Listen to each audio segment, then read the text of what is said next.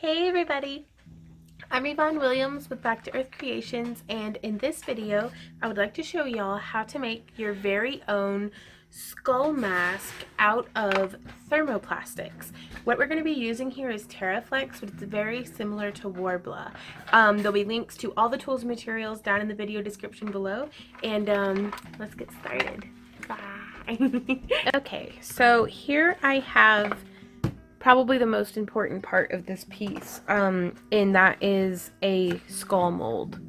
There'll be links down in the video description of where you can get your own, but I love this one because it is super hard, super shapely, like it's actually like human head sized, and it actually holds up well underneath direct exposure to a heat gun. I also have a little tool. This is actually an edge slicker that I use for leather working, but I really like the shapes of the ends. You can also use a modeling tool, will come in very handy. You can also use kind of the handle of a paintbrush, just whatever you kind of have on hand to kind of like shape things to get it down into the nooks and crannies. You will also need a heat gun, and also most importantly, some thermoplastic. You can actually see here I had accidentally set my heat gun down while it was still hot and kind of singed up the thermoplastic a bit, but I think we'll be able to work around that and see how it recovers. This is Thermoplastic.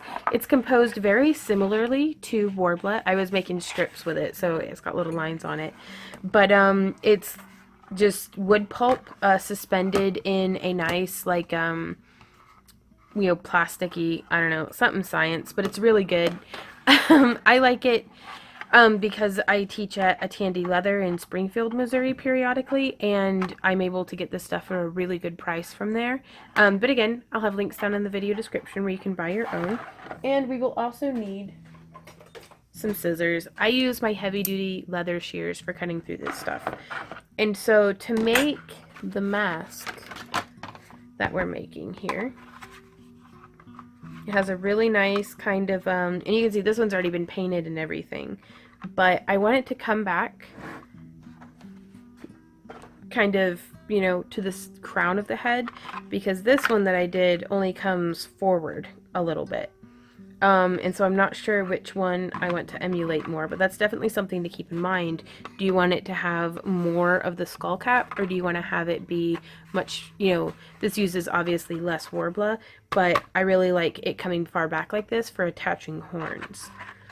So let's see how much we have, because putting it long ways here, and they come in much bigger sheets than this, but this is just what I have on hand. So I'm going to have it come around, and I'm going to cut it around right here. I could just kind of take it and bend it.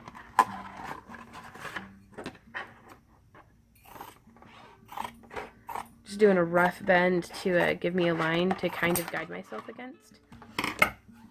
And now also I've found that at least on this mold, everything pops off pretty easily, but you can use like Armor All to kind of give it a little bit of a repel. You can also spritz it with water or use like saran wrap and olive oil. I just do it directly onto there. So I'm heating up my heat gun, sorry for the noise, and you can see how quite rigid it is right now. So we're going to put continual heat on this, and I'm probably going to speed this up in editing, note to future Vaughn.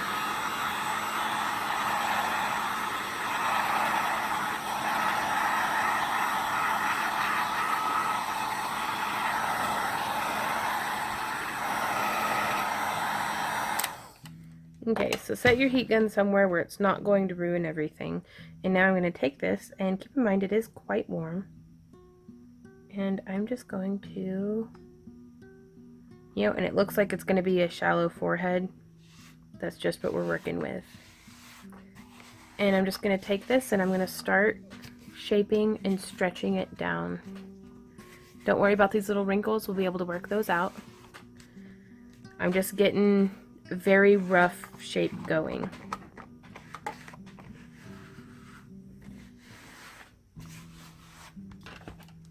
And now I'm going to apply more heat and continue shaping. I'm focusing the heat here on the facial region.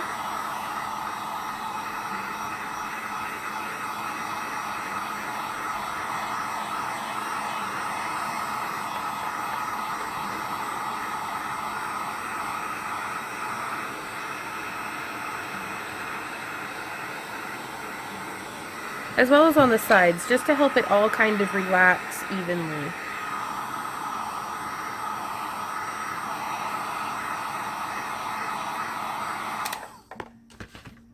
Okay, so now from here, I'm going to take this tool, and we can take this and use our fingers.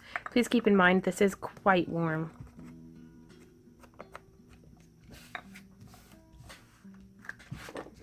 And we're just shaping it around. But you can definitely use tools, you know, if you feel compelled to. But I like to use the nice rounded the larger round end to shape out the eye socket.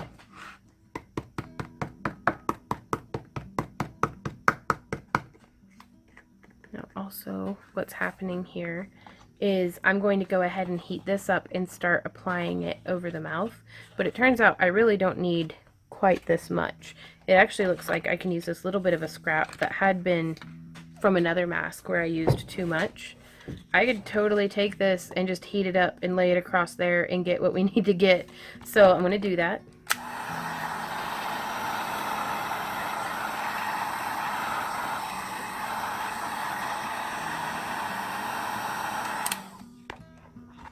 And so now I'm here and I'm shaping this around and kind of applying it. We're going to have to blend this seam out, but that'll be okay.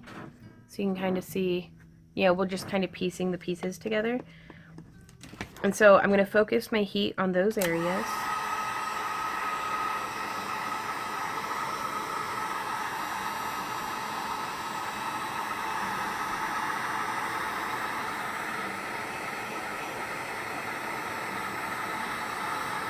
And you can see I had it too close and it started bubbling. You want to try to avoid that, because you don't want to overcook your thermoplastic.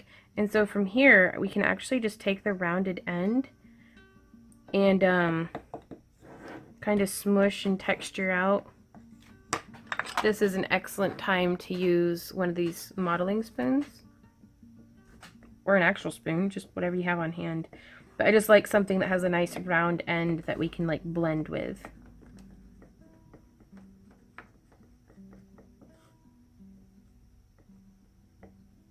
And actually I give it a little bit of a good smush too.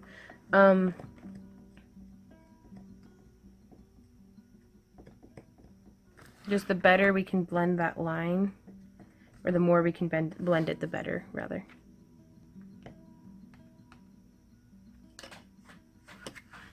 And fortunately, this skull gives us a really nice, flat, hard, unrelenting surface to smush upon.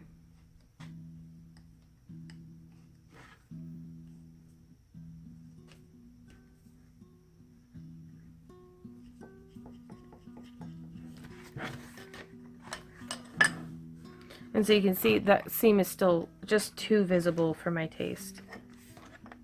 And I'm just kind of shaping around. Just heating the face evenly.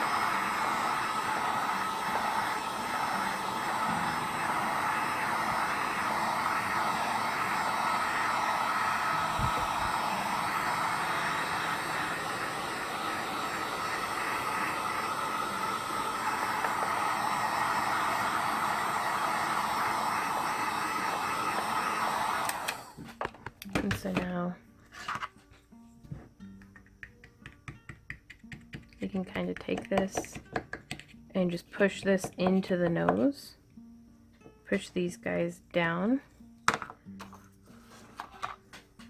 This is where I like to use the smaller handle of the paintbrush to really catch those details just as best as we can.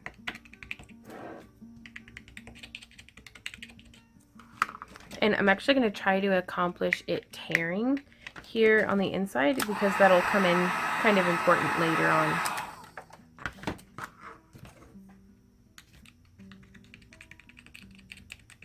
Though, you know, honestly, we can probably get in there and cut it after the fact. So again, just taking this, and by just gently hammering, it's going to accomplish stretching the thermoplastic. Let me see if this might benefit y'all. There we go. What do you think of that? A little bit of a different camera angle.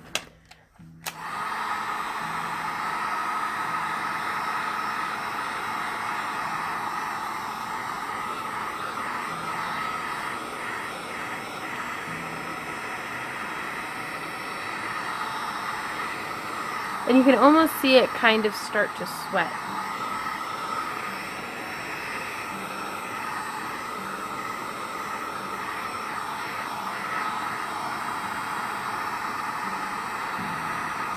Okay, so now I'm really going to focus on these eye sockets.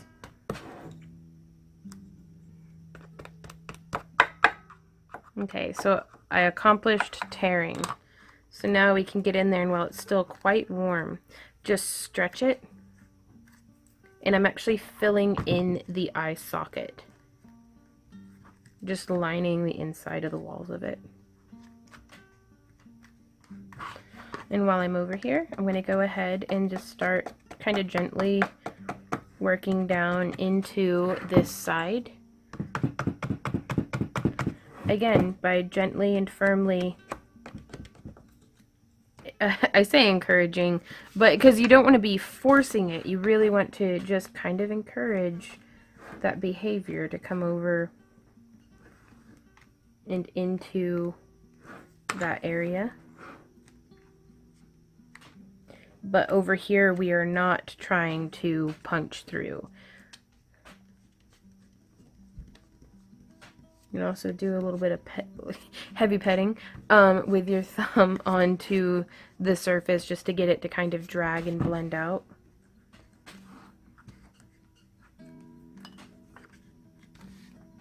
So there's that. And I have to be very careful with my long fingernails to make sure that I'm not actually going to like puncture through. I'm going to put a little bit more heat on this.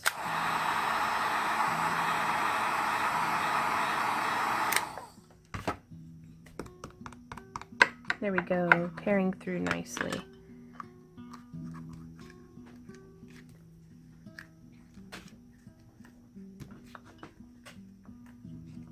There we go. So now really just using my skin, the squishy parts of my hands, to really press and imprint into this mold. I'm gonna blend out the forehead just a little better.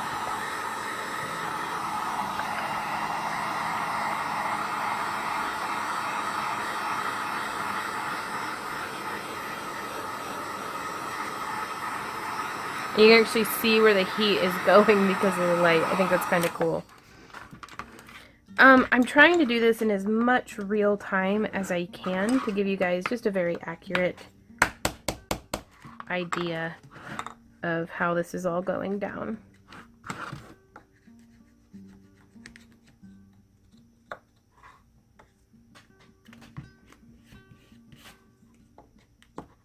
And there does seem to be just a little bit of contraction or expansion going on. You know, as things heat and cool, they're going to change their shape and size a little bit.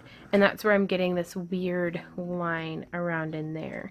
So that's why I'm going to go ahead and heat this up.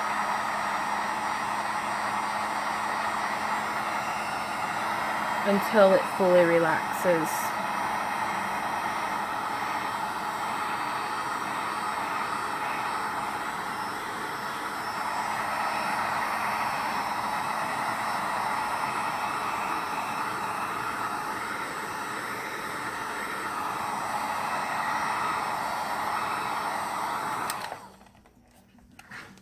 There we go. Just patting it out. Now you can actually take the side of your wood tool and just kind of use it almost as a rolling pin whenever you get little folds.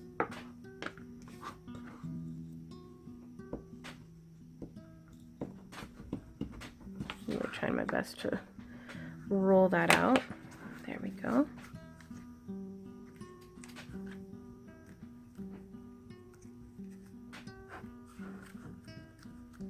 And so now I'm coming down and just picking up a lot more of this texture in along the cheekbones.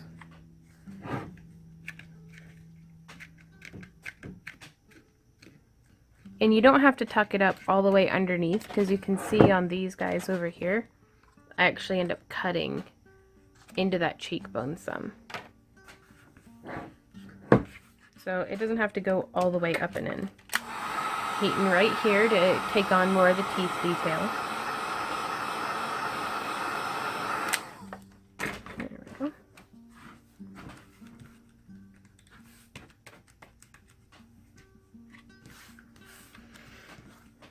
And so from here, I'm going to kind of score a little bit, just with my fingernail, where the bottom edge of the teeth are. Because I don't want to do anything that's going to mar up my work surface. But, you might be able to go ahead and start detaching some of this, if I can get that going.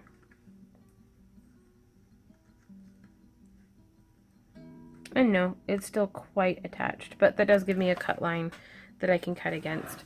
So I'm going to continue blending out this line. Especially, that's another thing that it's a love-hate relationship with this skull, because it's really nice. It keeps your Terraflex or your Warbler nice and warm for a good while, because the skull's retaining some of the heat, so it gives you a longer time to work with it. But at the same time, now it's going to take a little longer for it to cool down than it would if I were just, I don't know. I can't really think what else I would be sculpting this on that wouldn't also retain its temperature change. But the way that I bypass that is I actually go ahead and set this in front of, I have a window air conditioning unit. And so I'm going to go ahead and just set this in front of there after I blend out this line some more. And it's okay to be a little obsessive compulsive and be like, you know, it's good, but it's not good enough. Let's keep blending.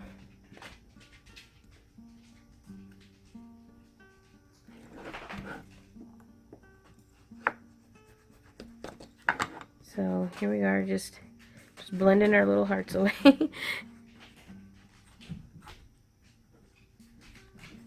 Okay, so I'm going to set this in front of the window unit and let it start cooling. Still a little too much of a line there for me, but at least it's symmetrical, so maybe it'll look like it was supposed to happen. So, but yeah, I'm going to set this out to cool, and then I'll meet you all right back here. Okay, so we are back. While this was cooling, I was doing some little painted horns, and we'll actually be doing a separate video about how I go about doing that. But this is nice and cold to the touch, and I'm actually going to come around the back side here and start just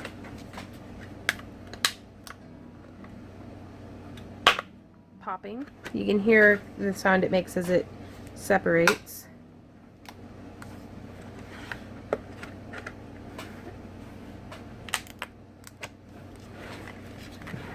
And I could make this a lot easier on myself by just, you know, putting a barrier in there. But, I can't be troubled with it, I guess. So I leave myself some, Terraflex to hold on to as well.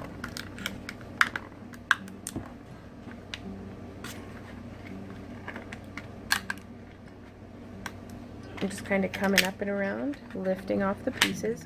And the more it detaches, the more you're going to be able to get your fingers under there and kind of pop and shimmy it off.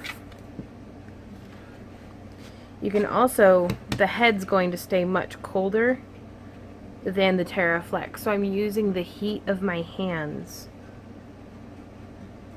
to just slightly warm it.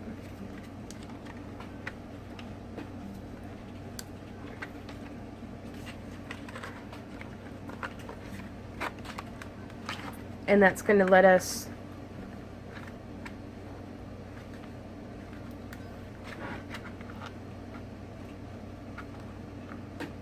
hard getting it around this orbital ridge. Ocular? I don't know. I need to learn my gross anatomy.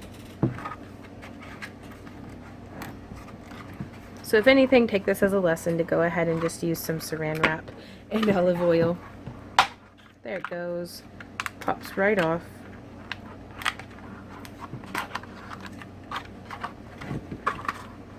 So now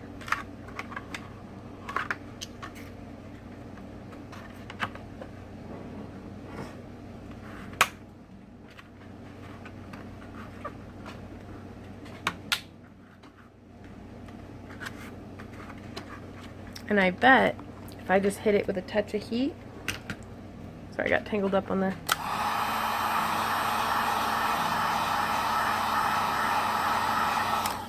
just a touch. You don't want it to distort.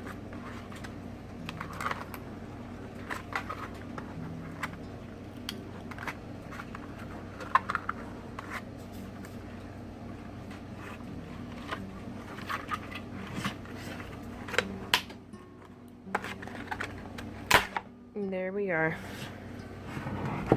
Just like that. So we're going to set our mold off to the side.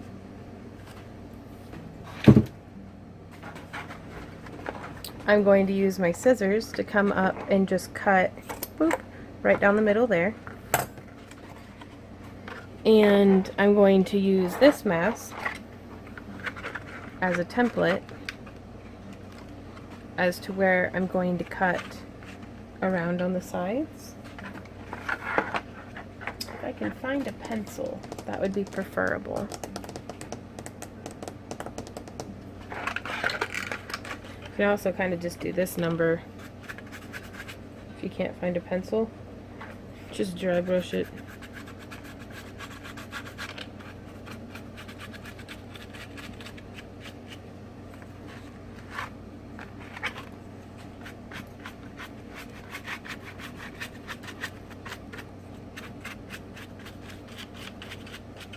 Okay.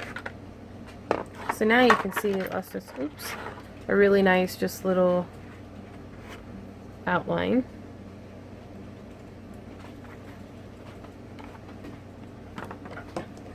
And I'm going to come through here and I'm just going to start trimming there along our teeth.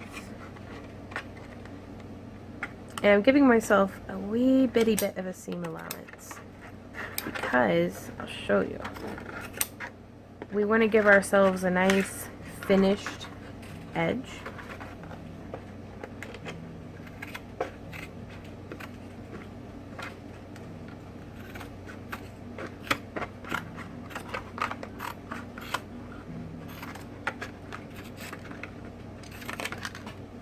Save all these little second use pieces because these make excellent horns. Like, you can sculpt them down into basically whatever you like.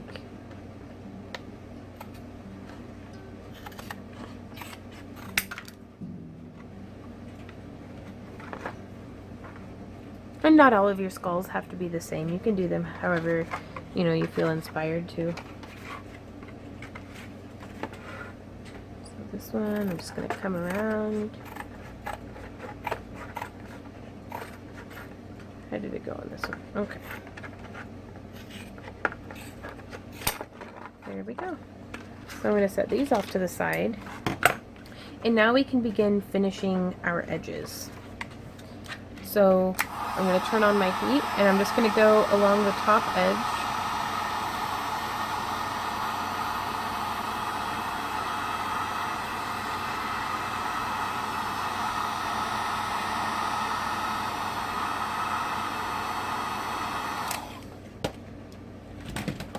Careful to not let that fall and burn everything.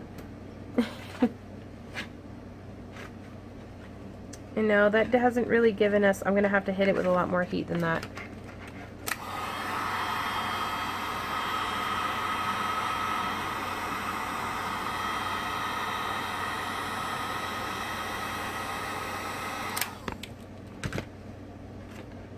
So now I just take that and I'm just tucking it under very gently, and it's giving us a rolled edge that I think looks much nicer than just a jagged plastic edge.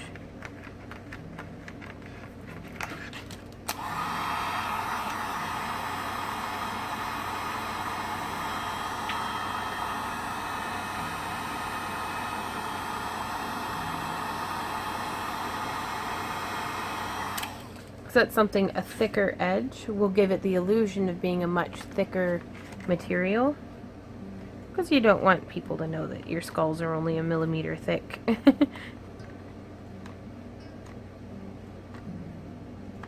You know, it doesn't make for very intimidating armor or, you know, faceplate if you know that it's only so thick.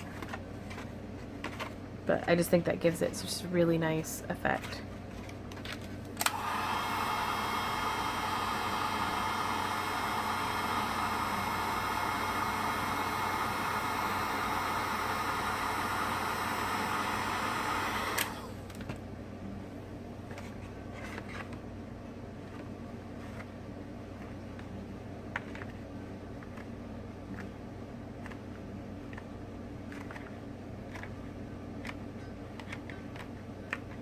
There we go. And so now that I've gotten it all kind of more or less folded over, I'm going to grab our template again, and I'm going to heat this up.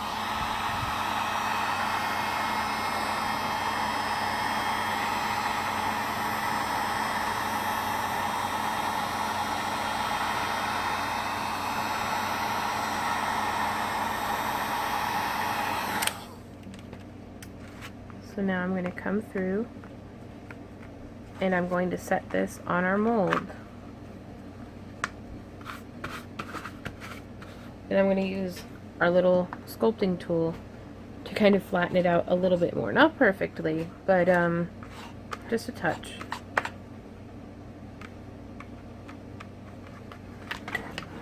You can also just use your hands to kind of relax it, form it to the mold.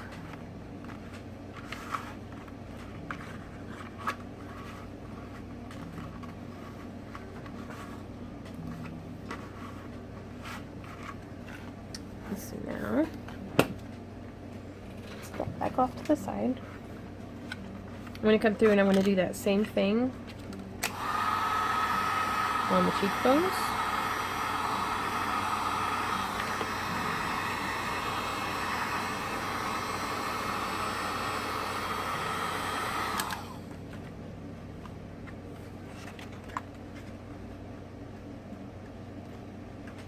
And I'm just rounding it around very gently, like.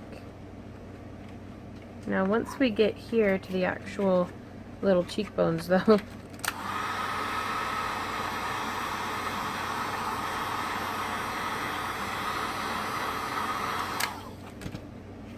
I'm actually going to just be shaping this up and under.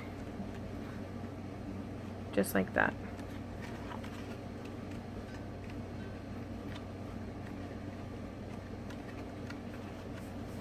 So I like to give it a nice kind of Punisher chiseled cheekbone.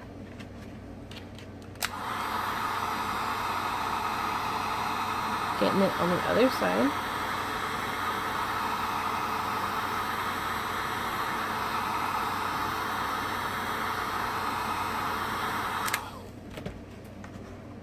And I mean, the possibilities here truly are endless. The sculpting capabilities of, you know, Terraflex and Warbla, you can come through and just do so much. Anything you can imagine, you know, you can do with these mediums. Okay, and I would like to maintain some semblance of symmetry, so I'm kind of pushing up into the under the cheekbone just a little.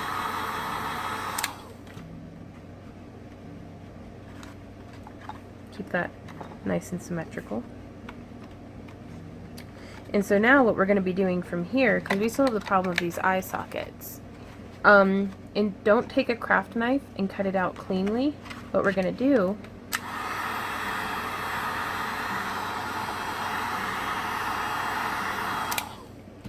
is just heat that up. and then fold it around to the back side. We're going to need a little bit more heat.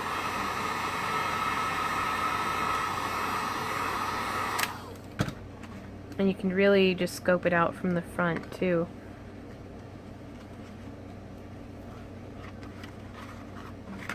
We'll just shape it around and press it, and this will make it much more comfortable around your eye when you're wearing it. Same thing for the nose. Go ahead and just take that and pinch it off to the sides. I also feel like structurally this bulks it up a little bit.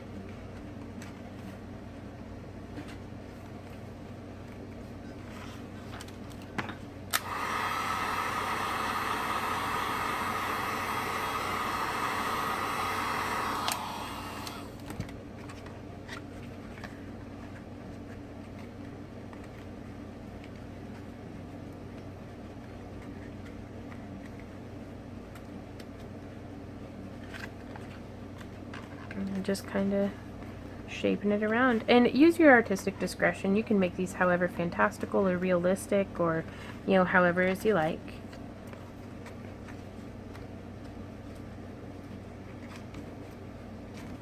Now I am gonna heat up the nose a little bit more.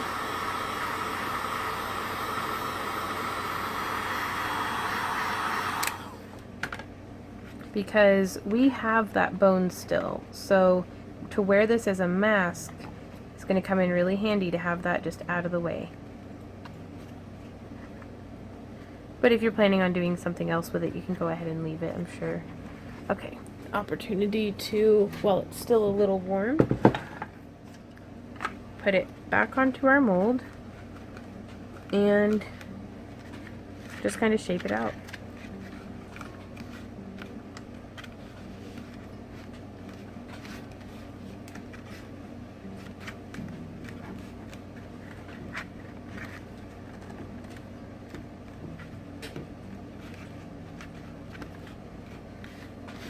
Really letting it pick those details back up.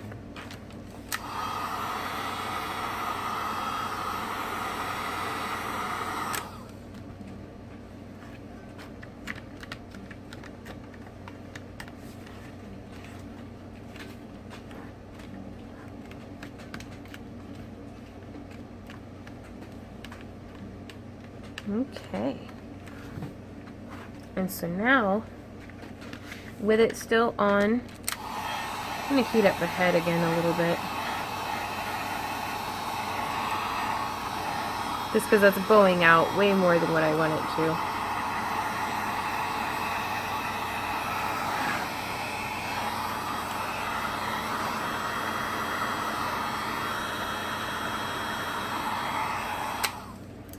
And now we can actually take a towel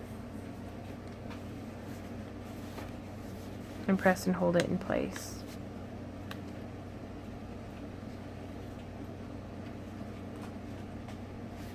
And that just lets me pull down on all of it equally. Now be careful that you don't translate too much texture while you're doing this.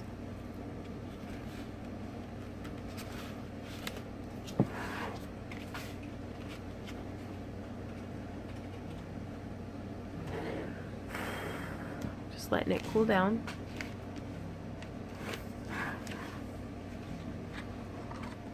And just lift it off. And now we can also come through and round off the teeth.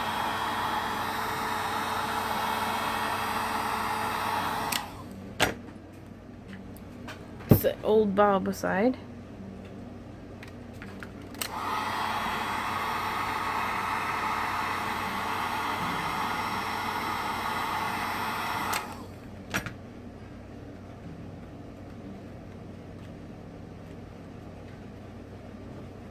Go ahead and round that under.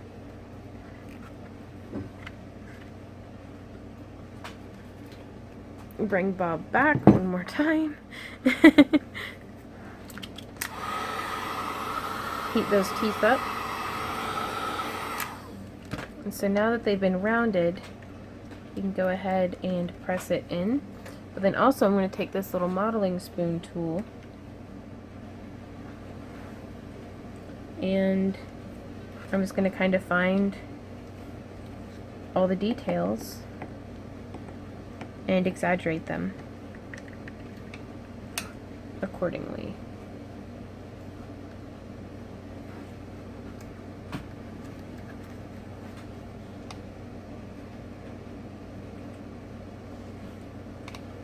So I'm just putting nice little divots in where the creases of the teeth would be.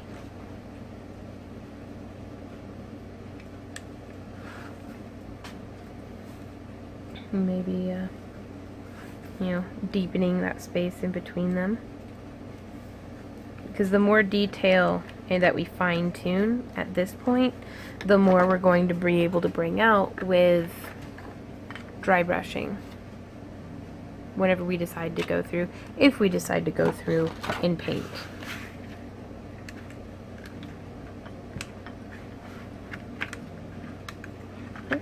You don't want to pull it off before it's nice and cool. So now the way that I painted these other two, because I was doing like a set, I wanted to do like a matching mask and pauldron set. So I went through and I did a base painting with this warm white, and then I added in just a touch of bark brown. Like I did the base coat in the warm white, and then I added in with the warm white a little bit of that bark brown, and then dry brushed to really darken in, hint at darkening in the recesses. And then I went through and dry brushed using this Liquitex Gloss Heavy Gel, like a gel medium, and mixed in with the warm white, which I think is my favorite way of getting it to look kind of like a bleached bone. And this one's got a little bit of a mark in it, so I'm just going to put that on there. And then I like to dry brush in each direction,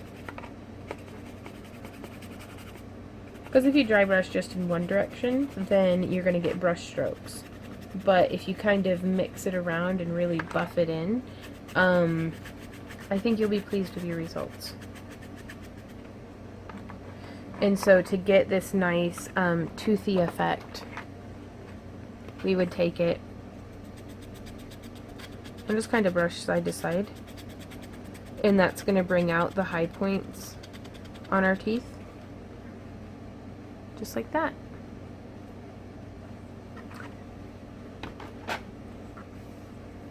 Hey guys, so this is what these are going to turn into. This is painted and unpainted. Kind of really like the way the unpainted looks too, so I mean there's a lot of different ways you can go about this. So be sure to like, share, and subscribe if you liked this video. If you would like to support the creation of more videos like this, as well as participate in my periodic fairy house giveaways and monthly craft crates and all the different things that we do here at Back to Earth Creations, please consider following me on Patreon and maybe becoming a pledger. Again, there'll be links for that down in the video description below, as well as hopefully a little thing popping up on the screen where you can click and watch a video that takes you like step by step through how to become a patron and what like some of the perks and things are. So thank you guys so much for watching this. I do hope it was helpful for you, and I'll see y'all in my next video. So bye and happy crafting.